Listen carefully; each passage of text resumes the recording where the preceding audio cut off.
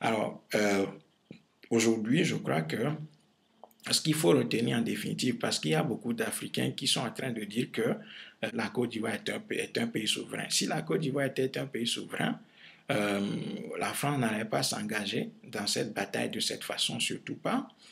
Et ensuite, la France ne se serait pas donné le culot d'aller occuper l'aéroport d'Abidjan aux fins de faire passer des armes et des combattants, hein, et en même temps empêcher que les autorités ivoiriennes disposent, hein, de l'aéroport d'Abidjan.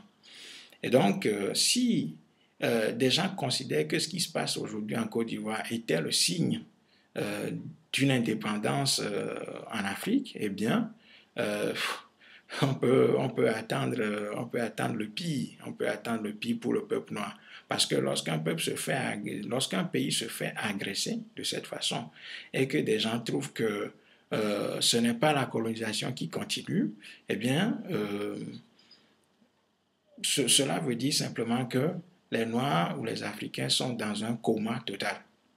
Ils sont dans un coma terrible et que plus ce coma va perdurer, plus l'Afrique ira mal, parce qu'aujourd'hui, nous sommes clairement euh, en face, hein, d'un système colonial qui n'est jamais parti de l'Afrique.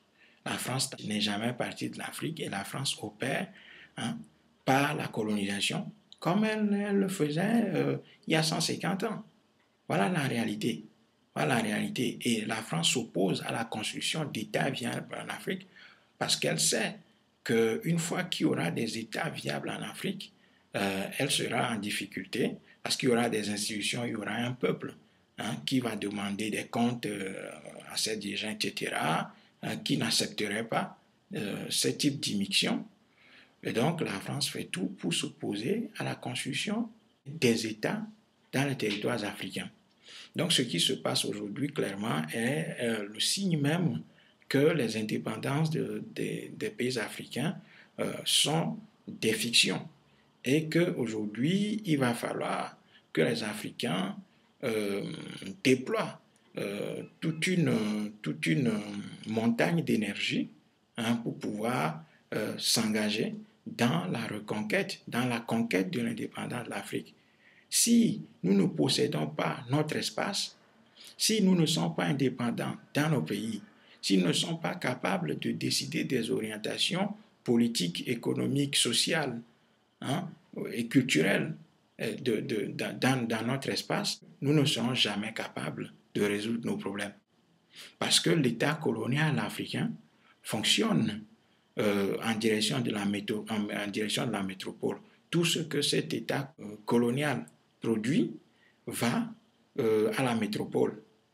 Et le type d'économie que nous avons en Afrique aujourd'hui est une économie coloniale.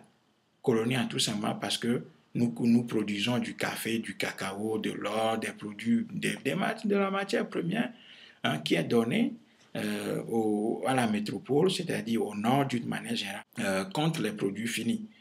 Et donc, je crois qu'aujourd'hui, il y a nécessité que les Africains prennent conscience à partir justement de cet exemple ivoirien que les pays africains n'ont jamais été indépendants.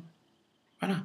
Et que le combat, hein, engagé par Lumumba, les Sylvanus Olympio, les Sékou Touré et les Thomas Sankara un peu plus récemment, hein, ce combat-là mérite d'être repris par notre génération avec un certain nombre de correctifs apportés à l'ensemble du schéma, hein, qui a été déployé, hein, depuis les années 50 par les Nkrumah, les Lumumba, les Sylvanus Olympio, etc.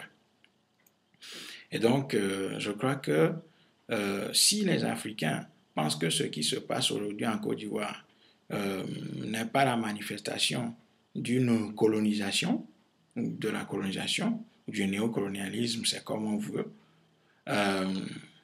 cela veut dire que nous ne sommes pas capables d'ouvrir les yeux sur nos problèmes.